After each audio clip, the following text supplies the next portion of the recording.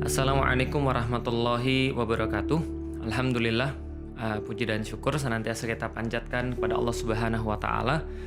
Begitupun juga dengan salat dan salam kepada Rasulullah sallallahu alaihi wasallam, senantiasa kita curahkan, senantiasa kita limpahkan, dan kita berharap bahwa kita adalah bagian daripada umatnya beliau. Sampai pada bagian yang ketiga. Jadi kalau di podcast bagian ketiga, kalau di YouTube bagian kedua.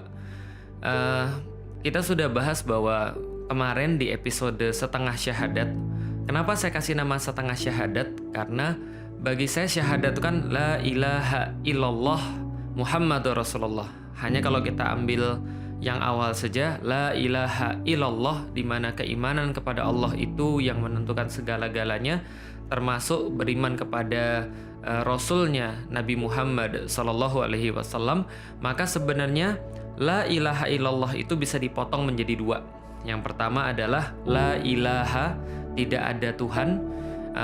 Yang bagian kedua adalah illallah, kecuali Allah.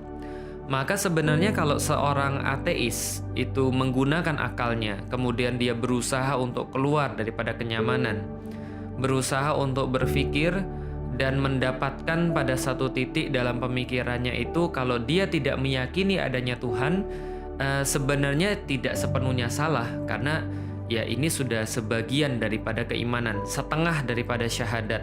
Maka dalam episode yang lalu kita bahas setengah syahadat, maksudnya adalah ketika seseorang itu sudah mulai menggunakan akalnya, maka inilah permulaan dia dalam agama Islam. Begitupun juga dengan saya ketika SMP kelas 2, ketika sudah mulai berpikir, maka saya menyadari pada waktu itu saya mulai merasakan kebencian dengan agama. Saya merasa bahwa agama ini bukan sesuatu yang murni, bukan sesuatu yang asli, bukan sesuatu yang memang dari Tuhan. Bahkan saya pun meragukan adanya Tuhan. Karena kalau dipikir-pikir, ya setelah main game, setelah baca beberapa buku-buku filosofis, ini kayaknya memang Tuhan ini adalah sebuah ide yang diciptakan manusia agar ada keteraturan di tengah-tengah manusia. Lewat game itulah akhirnya saya menjadi orang yang ateis, nggak percaya dengan agama, nggak percaya juga dengan Tuhan. Lalu kemudian saya masih memiliki beberapa keraguan, masih memiliki beberapa pertanyaan, beberapa curiosity. Bedanya manusia sama bukan manusia kan, yang lain kan nggak pernah curious, teman-teman sekalian. Manusia selalu curious. Dia senantiasa pengen lebih. Dia senantiasa mencari tahu. Dia senantiasa mencari sesuatu yang baru. Nah, itu adalah curiosity-nya manusia. Misal, sampai kapanpun yang namanya kucing itu nggak akan pernah mempersiapkan kayak manusia. Bikin gudang untuk penyimpanan makanan, bikin pengolahan makanan, itu nggak akan pernah dilakukan sama kucing. Tapi kalau manusia akan melakukan itu semuanya. Karena out of curiosity. Karena dia merasa penasaran, dia merasa pengen untuk kemudian explore sesuatu. Nah, balik lagi, saya pun juga masih punya rasa seperti itu. Saya pengen tahu, karena manusia kan nggak mungkin begitu saja terjadi. Nggak mungkin manusia itu terjadi secara sendirinya. Pasti ada yang mengawali segala sesuatu. There have to be a beginning.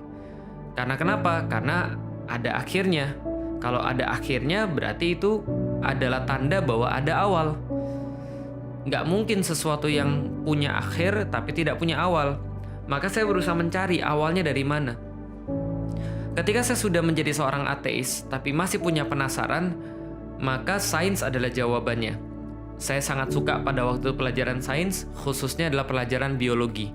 Semua sih suka, fisika saya suka, kimia saya suka. Tapi favorit saya adalah pelajaran biologi. Makanya sampai-sampai pada saat itu saya juga sempat diminta untuk mewakili sekolah dalam olimpiade biologi. Karena saya sangat suka sekali tentang makhluk hidup. Kenapa? Saya mau belajar dari mana datangnya seluruh hal ini dan apa yang ada di baliknya. Saya pengen tahu kalau Tuhan tidak menciptakan semua ini, lalu siapa yang mengadakan semua ini? Saya belajar pelajaran biologi sampai pada bab asal mula kehidupan. Origins of Life. dari mana asal mula daripada kehidupan? Banyak teori. Kalau sekarang yang lagi, bukan yang lagi, tapi yang tren di kalangan para ilmuwan, mereka semua hampir sepakat bahwa ada satu teori yang namanya Big Bang yang mengawali kehidupan manusia. Loh, kok teori sih? Ya karena dulu nggak direkam, Mas. Lah kalau dulu direkam ya kita nggak usah pakai teori, kita sudah tahu kejadiannya kayak apa. Tapi kan kita harus menebak-nebak.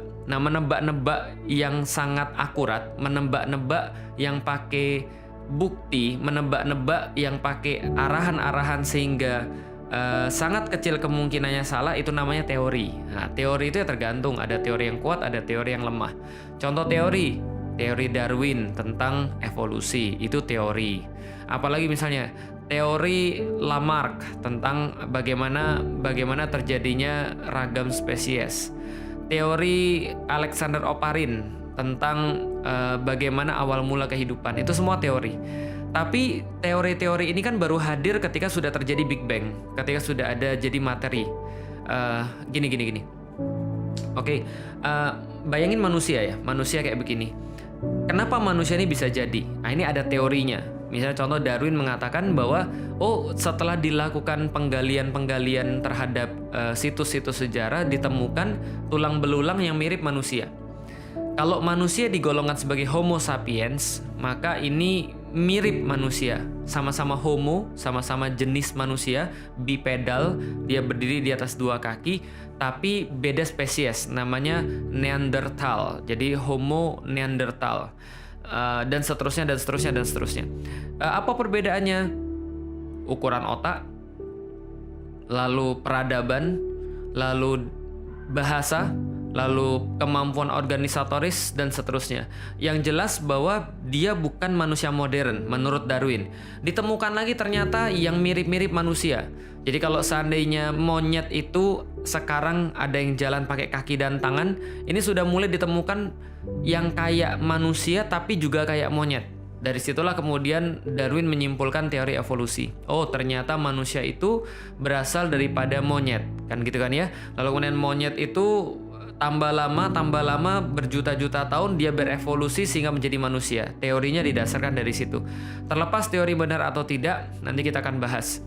Tapi saya pengen ngasih tahu bahwa teori-teori ini, kayak teorinya Darwin, teorinya Lamarck misalnya, tentang jerapah, kenapa ada yang lehernya pendek, ada yang lehernya tinggi, itu kan ada dua teori. Satu mengatakan bahwa dulu jerapah itu lehernya semuanya ada yang panjang dan pendek. Tapi makanan itu beragam, ada pohon panjang, ada pohon pendek. Dulu ketika pohon-pohon pendek masih ada, mereka semua makan dari situ. Tapi begitu pohon-pohon pendek sudah musnah karena banyak yang makan, tinggal pohon yang tinggi. Maka hanya jerapah yang tinggi yang bisa makan pohon yang tinggi. Jerapah yang pendek nggak bisa makan, lehernya ya mati. Itu teorinya Lamarck. Ada lagi teorinya Darwin yang kayak tadi. Kalau seandainya jerapah itu dulunya nggak ada yang panjang, nggak ada yang pendek, bukan genetis, tapi semuanya lehernya sama. Tapi ada yang bisa memanjang, ada yang bisa pendek. Ada yang bisa manjang, ada yang tetap pendek. Yang bisa manjang itulah DNA yang unggul yang nanti akan diwariskan seterusnya. Itu teorinya Darwin. Tapi semua teori ini saya pengen kasih tahu adalah teori-teori yang muncul setelah adanya bumi, setelah adanya alam semesta. Tapi pertanyaannya lagi, kalau teori-teori tadi cuma membahas tentang awal mula manusia, awal mula jerapah, awal mula ya binatang-binatang, kenapa ada yang terbang, ada yang melata, ada yang segala macam, ada moluska, ada ada vertebrata, avertebrata, ada saya jadi lupa apa itu yang namanya laba-laba itu anakida ya. Ya pokoknya gitulah ya. Ya Aves dan seterusnya. Kenapa ada pembagian-pembagian seperti itu? Ya ini semua adalah bahasan teori ketika sudah muncul bumi dan arachnida tadi ya, ternyata laba-laba itu arachnida. Jadi itu muncul teori ini setelah bumi. Tapi pertanyaannya, dari mana asalnya bumi? Dari mana asalnya alam semesta? Dari mana asalnya semua ini? Maka saya pelajari dari teori fisika, semua itu ternyata terjadi lewat satu proses namanya Big Bang. Itu adalah teori yang paling ngetren di kalangan para ilmuwan untuk menjelaskan tentang origins of life. Asal mula daripada semuanya kehidupan manusia. Bagaimana teori Big Bang? Jadi gini ceritanya. Dulu ketika ada orang yang neropong, ada orang yang buat teropong lalu mengamati benda-benda langit, benda-benda angkasa, maka mereka mendapati bahwa benda-benda langit itu saling menjauh satu sama lain. Jadi satu planet dengan planet yang lain itu ketika diamati setiap waktunya dia senantiasa menjauh. Menjauhnya berapa banyak? Wallahu a'lam. Saya nggak baca sampai di situ. Tapi yang jelas mereka mengatakan dengan sangat jelas kesimpulannya adalah alam semesta ini memuai. Kenapa memuai? Karena seperti balon yang ditiup. Gini, teman-teman boleh buat penelitiannya sendiri. Boleh buat percobaannya sendiri di rumah. Teman-teman punya balon. Balon itu yang masih kempes dikasih spidol, titik-titik satu sama lain. Lalu kemudian ditiup. Setelah ditiup itu kan dia jadi memuai. Titik-titik itu nanti akan berjauhan satu sama lain. Ya persis seperti ini ya baju yuk ngaji ya. Tulisannya think.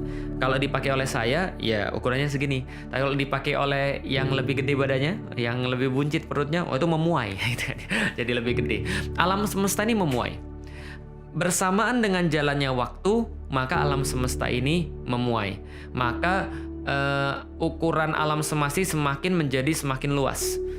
Pertanyaannya, kalau kita balik, if we turn back time, kalau kita balik waktunya, maka ketika kita balik waktunya, ya berarti kemudian kalau kita rewind ya, kalau sekarang kan jalan terus nih, play. Kalau kita rewind, berarti dia menyusut kan?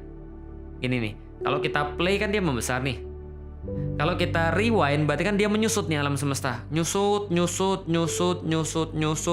terus sampai pada satu titik ini kemudian integral 0. Kira-kira integral arah ke 0. Ya, jadi seolah-olah ini satu titik menurut para ilmuwan kosmolog.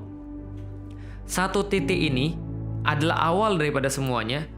Dari satu titik singularitas ini kemudian buar, meledak.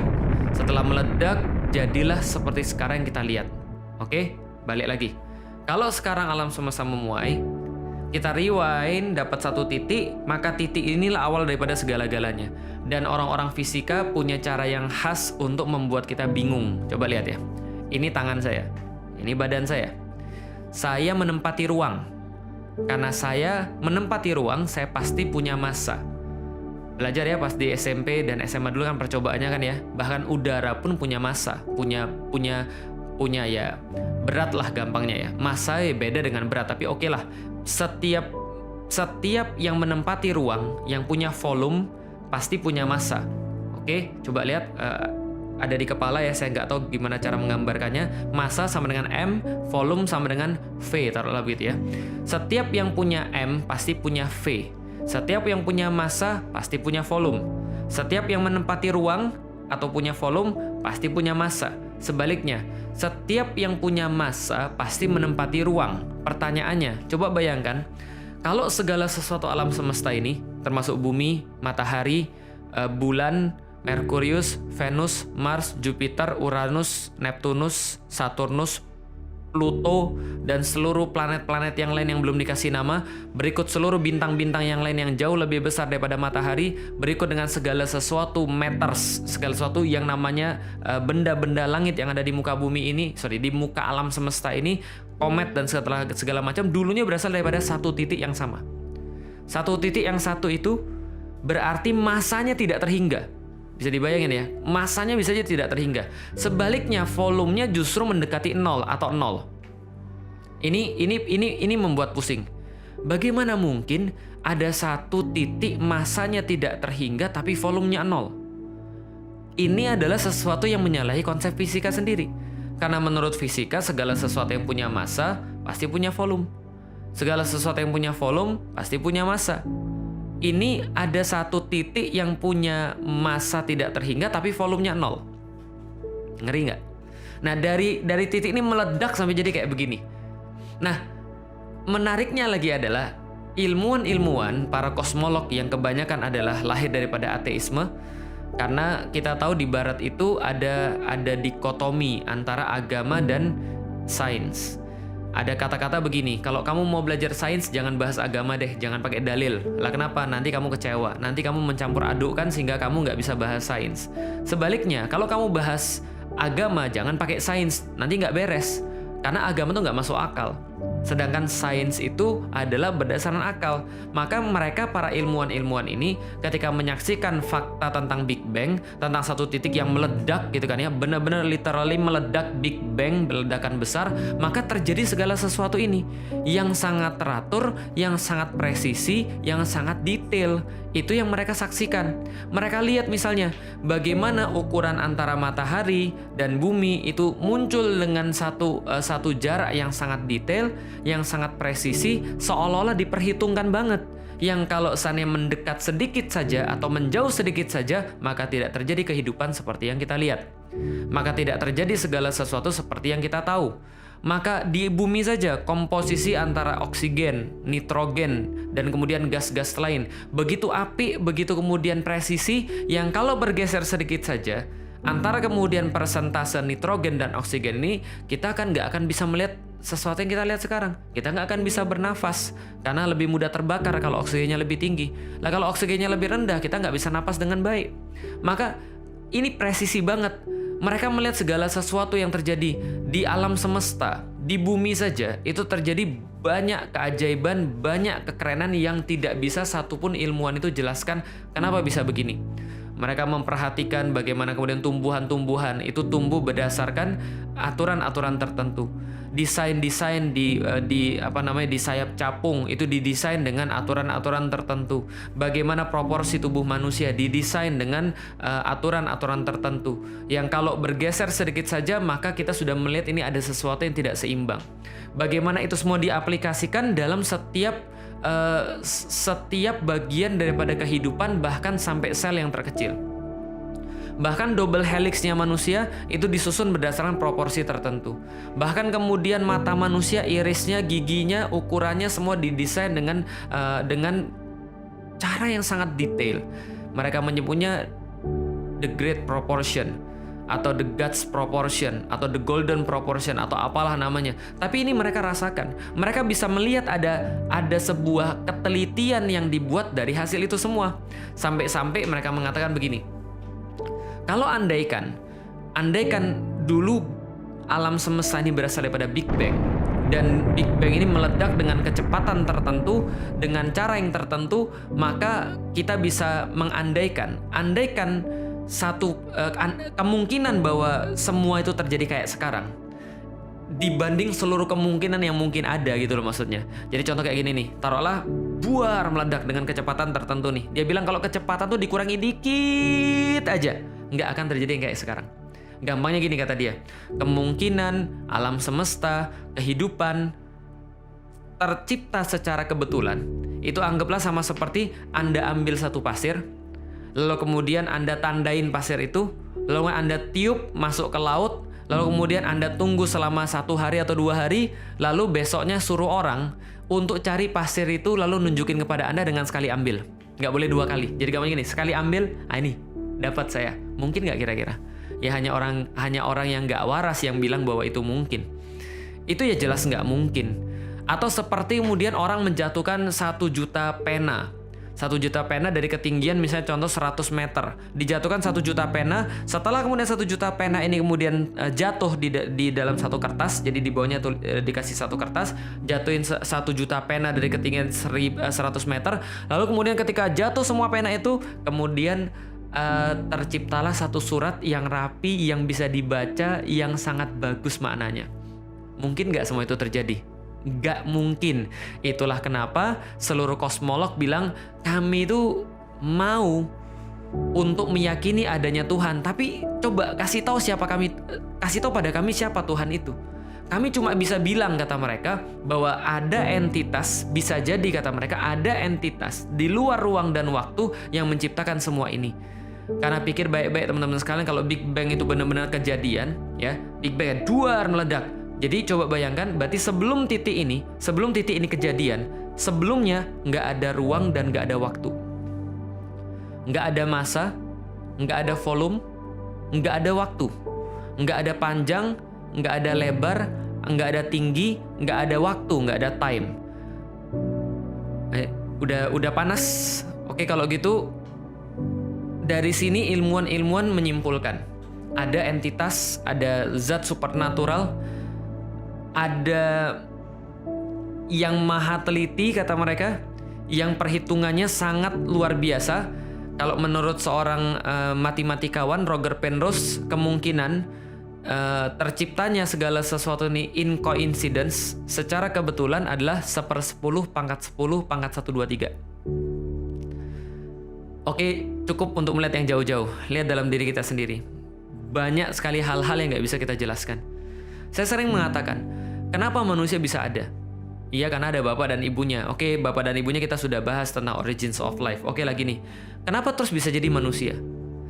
Pernah nggak sih kita mencari tahu betapa rumitnya proses bahkan sebelum kita ada di dunia?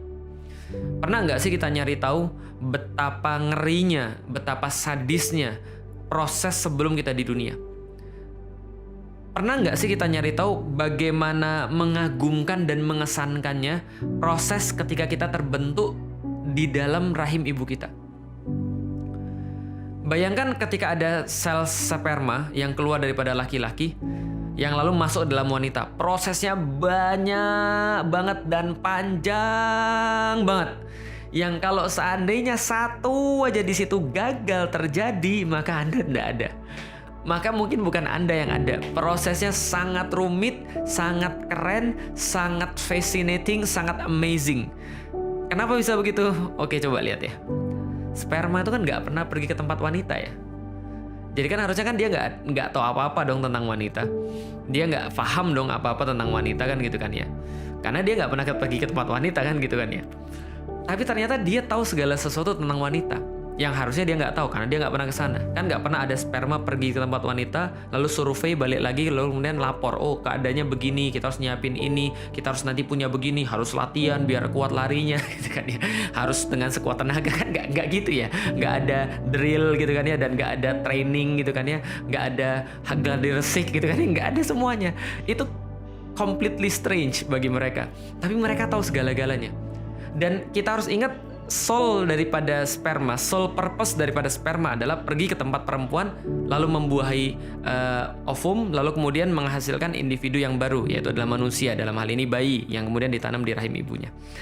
Kita cuma bahas satu proses. Saya pengen supaya teman-teman appreciate dengan proses ini. Kita tadi sudah bahas tentang alam semesta. Oke lah, itu terlalu besar untuk kita sadari, terlalu besar untuk kita urusi. Sekarang kita bahas tentang diri kita sajalah. Sebelum kita menjadi manusia, siapa sih diri kita sebenarnya? Dari air yang hina, keluar dari kemaluan bapak kita. Lalu kemudian ketika dia nggak tahu apa-apa tadi, harusnya dia nggak tahu apa-apa, tapi ternyata dia tahu. Apa yang dia ketahui, teman-teman sekalian? Ketika masuk itu, dia tahu perempuan punya racun yang namanya racun asam. Racun asam ini membanjiri apapun yang masuk dalam tubuh wanita. Karena racun asam ini akan memproteksi wanita, karena ini adalah jalan masuk yang sangat mungkin untuk penyakit masuk. Jadi dia akan mengguyur dengan asam. Tapi sperma sudah nyiapin cairan basah untuk menjadi penawar daripada racun. Pas saya belajar biologi, ini tahu dari mana? Ini dia paham dari mana bahwa dia sudah harus nyiapin helm dari basah untuk menghalangi itu. Setelah lolos daripada helm basah itu, dia harus kemudian berenang kuat, mengalahkan saingan-saingan yang lain. Sekali keluar kan sperma kan rata-rata sekitar 500 juta, setengah miliar. Dia harus lari kuat banget, jalan kemudian menuju kepada rahim. Tapi nggak berhenti sampai rahim, karena ovumnya nggak nunggu di sana. Ovumnya nunggu di rumah ibunya. Makanya kalau yang pacaran itu ya jangan sering berkholwat gitu loh. Datengin bapak ibunya. Loh, kenapa bahasanya jadi beda? Nggak apa-apa. Jadi dia harus berenang ke arah ovarium. Lebih tepatnya ke tuba falopi, karena ovumnya nunggu di situ. Berenangnya itu nggak mudah, setengah mati itu sperma. Ada banyak yang mati kegencet, ada yang mati keinjak-injak kalau zaman sekarang gampangnya ya. Ada yang mati karena kehabisan bensin, karena mereka mungkin nggak latihan dulu, mereka mungkin terlalu berleha-leha dulu, terus kemudian nggak pernah ngelatih ototnya sehingga capek dan seterusnya. Ada yang kemudian salah jalan gitu ya. Ini nggak belajar mesti. Jadi ketika pembagian otak dia nggak hadir gitu. Nggak semuanya itu apa? Semuanya ini untuk menyaring siapa yang paling top. siapa yang paling keren, siapa yang paling jago. Nah, maka kalau yang normal itu jalannya pasti akan bener. Kan ovarium ada 2, ada sebelah kiri, ada sebelah kanan. Nah, dan yang namanya perempuan itu kalau lagi haid, kan ovumnya keluar dari salah satu, berarti harus ke kiri atau ke kanan. Nah, itu nggak pernah ada satupun sperma, kecuali yang tadi ya, yang nggak perhatian ketika dulu, nggak ada yang kemudian di antara mereka yang tersesat. Semuanya menuju pada tempat yang sama, sebagian besar, tapi nggak pernah mereka kontak satu sama lain. Nggak pernah SMS-an, nggak pernah WhatsApp-an, nggak pernah Telegraman, nggak pernah DM-an, tapi mereka tahu, they just know, mereka hanya tahu. Dan kita sampai sekarang nggak tahu kenapa mereka bisa komunikasi seperti itu. Lalu ketika sudah terjadi pembuahan itu aja sudah sangat keren banget, pembuahan sperma dan ovum. Itu rame-rame ngeroyok ovum gitu ya nih. Lalu kemudian ada sebuah lapisan yang sangat tebal di luar yang harus ditembus dengan sekuat tenaga. Padahal jalannya tuh udah jauh banget, udah capek banget, tapi mereka harus mengeluarkan energi mereka yang terakhir untuk bisa menembus tembok ini. Lalu setelah temboknya ditembus, ada kemudian cairan yang lain lagi, sampai kemudian mereka struggle terus sampai salah satu di antara mereka nyampe ke intinya. Nah, begitu sampai langsung sinyalnya dikeluarkan. Wah, red alert, shutdown, semua ditutup. Kemudian ada yang baru masuk setengah kejepit mati. Ada yang baru masuk sedikit mati. Yang lain nggak bisa tembus lagi. Kenapa? Yang luar jadi keras. Begitu satu masuk, semua jadi keras dan siap untuk terjadi proses melebur antara sperma dan ovum. Jadi zigot jadi morula jadi blastula kemudian ditanam di dalam setelah itu ditanam di dalam rahim, berkembang. Tiba-tiba sel-sel itu membelah satu sama lain dengan rapid sekali, cepat sekali membelahnya. Tiba-tiba lagi entah gimana ceritanya di umur sekitar 40 gitu kan ya, 40 hari kalau saya nggak salah. Kalau salah koreksi aja. Tiba-tiba yang sel-sel yang rapid membelah tadi, tumbuh tadi, tiba-tiba entah dari mana perintahnya, kamu jadi jantung, kamu jadi otak, kamu jadi tulang, kamu jadi kulit, kamu jadi kuku, kamu jadi mata, kamu jadi otak, dan seterusnya. Nggak ada yang merintah. Maksudnya kita nggak merintah. Ibu-ibu kan nggak nyuruh. Dari sel yang sama tiba-tiba berdiferensiasi jadi begitu. Lah kenapa nggak tiba-tiba mata semua? Atau jantung semua, coba, ayo. Atau misalnya jantungnya di kaki, ayo. Atau misalnya matanya di kaki, ya jadi mata kaki. atau misalnya nggak punya lambung, bisa jadi, bisa. Tapi semua tercipta secara masya Allah luar biasa. Semua itu mulai tercipta dengan nggak ada penjelasan yang sangat memuaskan sampai dengan sekarang kenapa bisa begitu. Tiba-tiba aja ada yang ngatur, tiba-tiba ada yang nyuruh, tiba-tiba jadi manusia, dan proses dilahirkan itu juga sangat istimewa. Dan saya nggak bisa jelasin satu persatu. Teman-teman sekalian, saya narik nafas. 2 detik lah taruhlah. Apa yang sedang saya lakukan? Mengambil sebagian besar oksigen masuk ke dalam hidung saya. Hidung saya kemudian mentransportasikan oksigen itu masuk ke dalam tenggorokan. Tenggorokan masuk ke dalam paru-paru. Paru-paru dari bronkus kemudian disebar ke alveolus. Alveolus itu kayak ada bola-bola dan di situ sudah nunggu sel darah merah. Sel darah merah ngumpul semua di paru-paru menanti oksigen yang saya hirup tadi. Diikat dengan zat besi, diikat dengan zat besi sebagai rantainya, lalu kemudian oksigen ini diikat sama sel darah merah, disebarkan ke seluruh tubuh saya lewat tol-tol yang sangat banyak. Ada arteri, masuk kemudian dalam sel-sel pembuluh darah yang lebih kecil lagi, sampai ditransfer ke seluruh sel-sel dalam tubuh saya yang jumlahnya miliaran. Dan apa yang terjadi dalam setiap sel dalam tubuh saya? Terjadi oksidasi, pembakaran oksigen yang sudah didapat. Ada siklus Krebs, transport elektron, dan siklus glikolisis yang saya yakin SMP anu nggak pernah hafal. Tapi ini semua terjadi dalam an instant, kejadian aja. Kenapa bisa begitu? Kok bisa ya? Saya nggak punya penjelasan nih. Saya nggak tahu kenapa bisa begitu. Itu yang saya rasa ketika saya belajar biologi, ketika saya belajar fisika, ketika saya belajar menemukan tentang manusia ini dari mana. Yang saya dapatkan malah hantaman demi hantaman yang mengatakan, kamu itu coba lihat lebih rinci lagi, coba lihat lebih dalam lagi. Ada Tuhan di situ. Ada satu hal yang udah ada di situ yang kamu nggak akui. Dari situ saya bilang, nggak mungkin Tuhan nggak ada. Nggak mungkin Tuhan nggak ada. God does exist. God must exist. Tuhan pasti ada, Tuhan harus ada. Kenapa? Inilah explanation-nya. Karena saya nggak punya explanation yang lain. Kalau saya nggak mengakui Tuhan itu ada, saya harus buat explanation yang lain. Kenapa semua ini ada? Maka ketika disodorkan angka-angka seperti 1/10, pangkat 10, pangkat 1, 2, 3, probabilitas bahwa manusia terjadi secara kebetulan adalah 1/10, pangkat 10, pangkat 1, 2, 3. Saya bilang saya nggak bisa jawab semua ini, maka saya lebih nyaman, lalu kemudian lebih masuk akal mengatakan, harus ada pencipta yang membuat semua ini by design, not by coincidence. By design dengan desainnya, dengan rancangannya yang super detail, super teliti, dan super presisi, daripada saya mengatakan bahwa semua ini terjadi secara kebetulan. Nggak ada ledakan yang bisa buat sesuatu yang lebih bagus setelah ledakan itu. Bawa bom, bawa dinamit, ledakin satu rumah. Setelah meledak, mungkin nggak ada tempat yang lebih bagus. Nggak akan. Mungkin nggak ada rumah yang lebih indah. Nggak mungkin. Maka teman-teman sekalian, dari situlah saya meyakini Tuhan pasti ada. Sains membawa saya ke dalam bertuhan. Sains membuat saya jadi bertuhan. Sains mengantarkan saya tentang Tuhan. Nggak perlu agama untuk meyakini Tuhan. Anda cukup berpikir, menggunakan akal betul-betul, Anda akan dapat bahwa Tuhan itu ada. Kalau Anda jujur dalam pemikiran Anda.